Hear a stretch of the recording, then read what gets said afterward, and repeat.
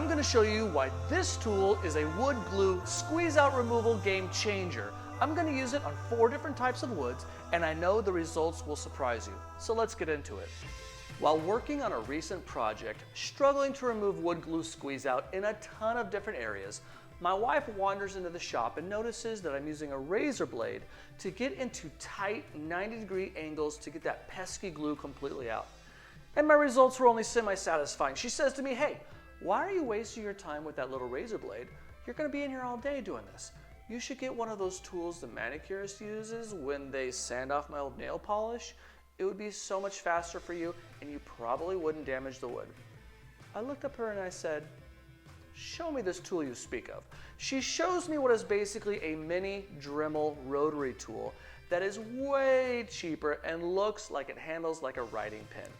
I thought, for less than $20, I'll order one from Amazon. If she's wrong, then it was worth the gamble. She wasn't wrong. When it comes to removing glue squeeze out, there are a variety of ways to handle its cleanup.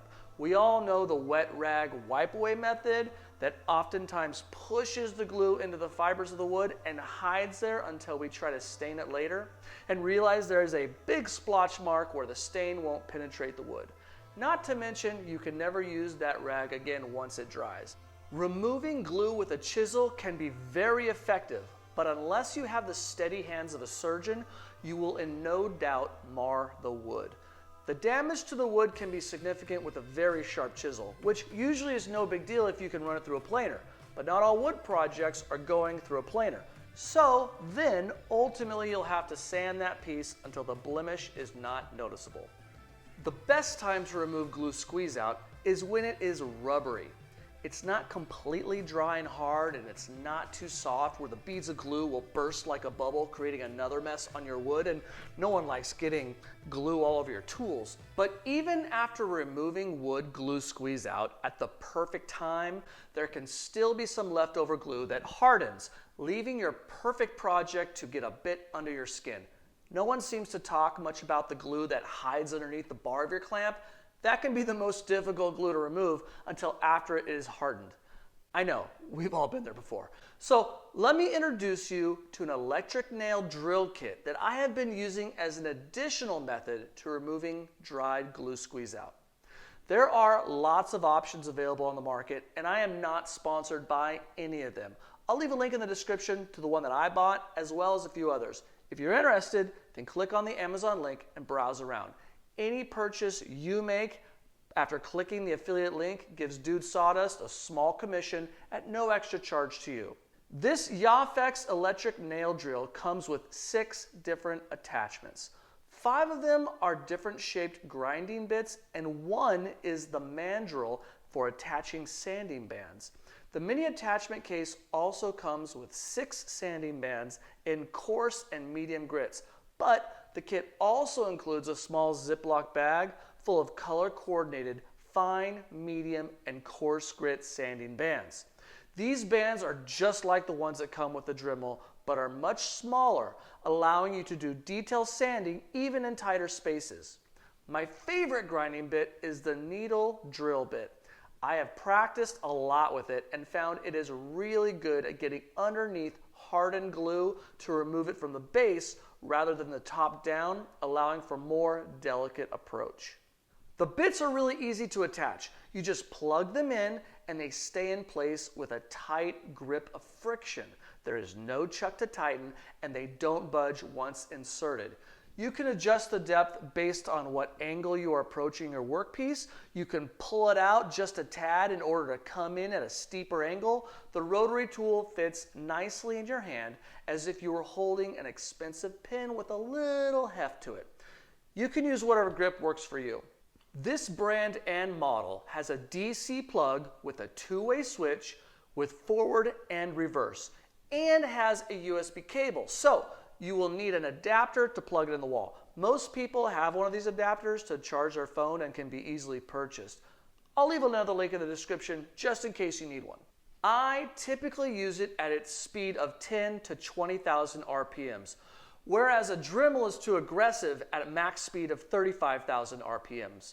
Because your extension cord may be heavier than the actual tool, I like to clamp the extension cord to my work surface so I don't feel the weight of the cord dragging me down while I use the tool. Before I show you how well this worked on removing the glue squeeze out, I just want to quickly give a shout out to all of those who have commented on my last full-length video. I really appreciate the engagement I have been receiving from all of you. A special thank goes out to Jonathan Gritter, Torrance Carpentry, Michael Mason, Real Estate Investing Unmasked, and Eigen Designs. After you are done watching this video, I'd love to hear from all of you about what you think of this method of glue removal. Is it something you might consider using? Are you satisfied with your current methods? Is this too gimmicky? Leave a comment and tell us all about it. I used this rotary tool on 4 different types of woods to judge 2 performance aspects. Number 1, what percentage or amount of glue was I able to remove? And number 2, how much damage was done to the wood? Number 2 is the most important because the least amount of damage means the less likely you'll have to sand away the imperfections later. First up was pine. I found the glue to come up quite nicely, leaving no evidence of leftover residue. But since this is a soft wood, there were some slight imperfections that would likely come out with sanding if one were to put in the time.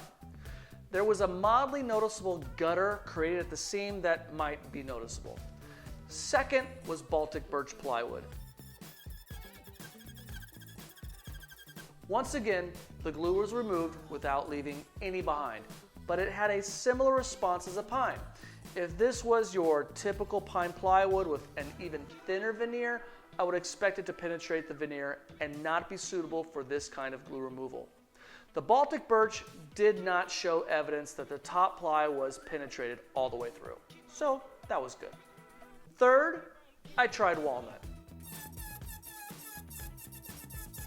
I was quite impressed that I was able to remove the glue with ease. I used the same technique with all of the different types of wood, starting at the most distal end of the piece on the left and working toward the most proximal end on the right, holding the rotary tool at an angle so it could get underneath the glue rather than trying to grind it out from the top down. The walnut surface was not damaged at all. I saw no gullies or gutters created by the rotary tool. Last, I used it on maple.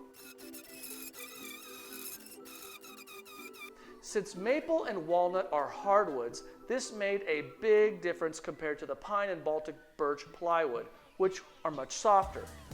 Maple on the Janko hardness scale is about 1400 and walnut is about 1000.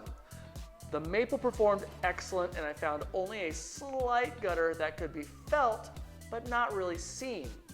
If you're wondering why the maple had a gutter and the walnut didn't, it is likely because the maple squeeze out was wider, thus allowing for my finger to be able to sense it.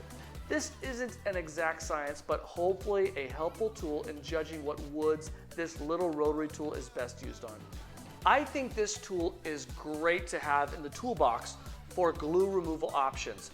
As I film this video, this tool retails for $19.99 on Amazon, and that includes all of the attachments and accessories that I showed you. A Dremel rotary tool can do a similar job, but it is much more aggressive and difficult to use. For pretty much any situation, I wouldn't even bother using a Dremel for glue removal. My Dremel kit with all the accessories will set you back about $120 right now. This is a big difference in price. But this small tool ergonomically fits in the hand so well and is much easier to navigate than any Dremel I've ever used.